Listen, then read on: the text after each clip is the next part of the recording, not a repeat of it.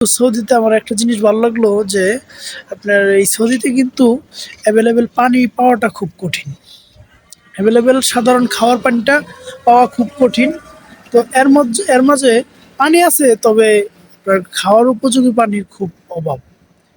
তো এই যে এই সৌদিতে আমি এই জিনিসটা একটা সুন্দর একটা সিস্টেম পাইলাম যে আপনার সৌদির প্রত্যেকটা রাস্তায়, প্রত্যেকটা অলিতে গলিতে, প্রত্যেকটা বাড়িতে না হইলেও মানে এই অনেক বাড়িতেই তারা নিজস্বভাবে ফিল্টার দিয়ে রাখছে। সেই ফিল্টার থেকে আপনার এই দূর দূরান্ত অনেক দূরে থেকেও আমরা বাঙালিরা যারা আছি তারা আইসা এই পানিগুলা সংরক্ষণ করে। এই যে আমার সদেক আমার সাথে আসছে, আমরা দুজন মিলে আসছি আজকে রাত্রেবেলায় পানি নিতে। কারণ আমাদের রুমে পানির শেষ হয়ে গেছে। আমরা নিছিলাম ৩ দিন আগে পানি নিছিলাম। তো আমরা সবাই মিলে খাইয়ে পানিটা শেষ করছে, আবার এই যে আসছি নিতে।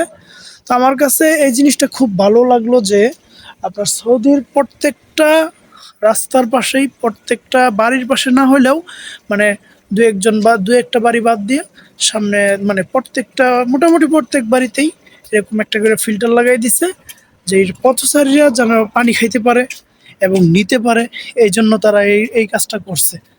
আমার কাছে খুব এই জিনিসটা খুব ভালো লাগলো যে মানুষ মানে যেই জিনিসের সংকট সেই জিনিসটাকে তারা